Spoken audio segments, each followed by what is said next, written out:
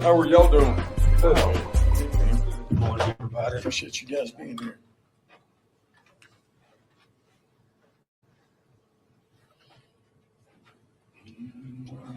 Brian, you can open this up. Hey, Coach. Hey. Brian Howell, Boulder Daily Camera. Yes, sir. Welcome to Boulder. Thank you. How exciting is this for you to get this opportunity after all those years of success in ranks? Yeah, it's fantastic, man. To God be the glory, just having this opportunity to, at a different level to be able to impact. I mean, that's kind of why I wake up every day to ways to impact and through the vessel of being able to have the game of football, right? But yeah, I'm excited about being here. It's an exciting time, within this program also. And so I'm just looking for ways to help make an impact, give us opportunities to win on and off the field. Hey, Coach. Jack Harlow of Yep. UpInsider.com. Nice to meet you. Just curious your thoughts on the go-go offense and how you kind of plan on implementing your tight ends into this. Yeah, it's been awesome. Coach Marion, just, the innovation that he has, the offensive mind that he has, the way he can visualize stuff. He calls players, not plays. And I think that's important. He's trying to find guys opportunities to get the football. And I think within that, there's a physicality to the offense, being able to run the football. And, from the tight end position, in this offense, you've got to have a pretty good skill set, right? I mean, you got to be able to split out, be able to run routes, win some one-on-one matchups, and then you got to be able to play within the core, whether you're in a, hand down in the dirt or whether you're in a hybrid position. So your football IQ's got to be higher, but your skill level's got to be higher, and that's exciting for our room. To follow up on Brian's question, why now for you to make the jump and why soon? Look, it's funny you asked that question because I really thought going back, I had some opportunities to go to the college game probably in 13, 14, and 15, and I decided that I wanted to continue doing what I was doing. I actually, when I finished playing college ball, that I went into college coaching for 3 years, but through some situations, I had to go be a high school coach, and I figured that was the destiny that I wanted to go with my family.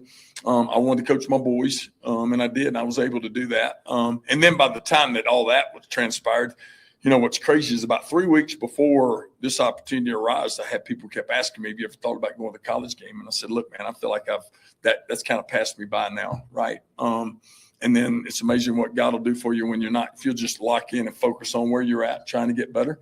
And so that's why I just felt like it was a God thing. I felt like God was, trying to put me in a situation where my ministry can continue to grow. And sometimes you got to get comfortable in the uncomfortable and make the transition and step out on faith. And that's what I've done. Having so much experience with high school ball, especially the last few years with NIL and everything that's, kind of come with it. Yeah. Do you have a unique kind of eye and perspective? Perspective's a little bit, it's a little bit different just because I see it from the other side of the spectrum, right? I mean, as a high school coach, you see it as, the opportunities that you're wanting to get for your players, right? And at this level, it's about evaluating, those opportunities, right? And so, I think that helps. I do. I think it helps from a recruiting standpoint, but it also helps from the standpoint of, just being able to sit down and talk to kids like I did in high school, and trying to help them through that, tough time. Because, it's an awesome time, but it's a tough time on them. It's a lot of stress and anxiety for guys that are 17, 18 years old. So being able to have that perspective, I think, has helped me. I'm just not only going to college, but you were been a head coach for a long time, and now you're not a head coach. And so what are the pros and cons that you've experienced with the good and bad to, you're not running the program, but you get to focus on. Yeah, but I don't think there's not any bad. It's just a transition, right? When you're used to having to see everything from 60,000 feet, right? And then now you're seeing it more from like 10,000 feet. But I see myself as being the head coach of the tight end room, right? So those guys are my responsibility, on and off the field, how we perform, how we play. And so I take a lot of responsibility in that. And then when there's opportunities to be able to impact opportunities, whether it's through words or whether it's through your energy, through your effort every day, showing up and, making sure the whole team, that you have a relationship with all of them. So, it has been a transition, but for me, it's been a really, really good transition because I know as a head coach before what I would like to have out of my assistant coach which I got every day when I was the head coach for my staff. So I want to be able to give Coach Prime that, give Coach Marion that, and all the other guys on staff and players that.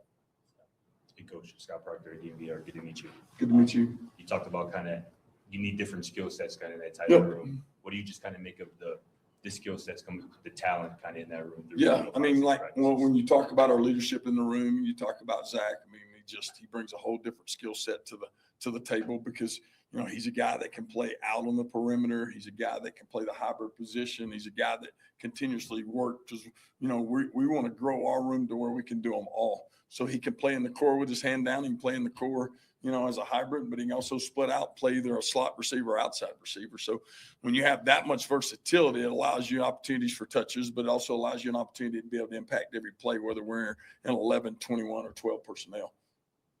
And the other guys in the room, I mean, the thing we talk about in our room is we want to figure out what our deficiencies are and what our strengths are, right? I mean, so every day we show up, we're trying to find a better way to continue to take our strengths to another level. And then whatever we need to do better, then, it's my job to help put a plan together for them. So we have a process and a system to get them to where they want to be. But within our room, I mean, we want to be able to have all the tools in our toolbox, right? I mean, we want to be able to play on the perimeter, play in the core, be physical in the core, but be able to be route runners, be able to be matchup problems for people.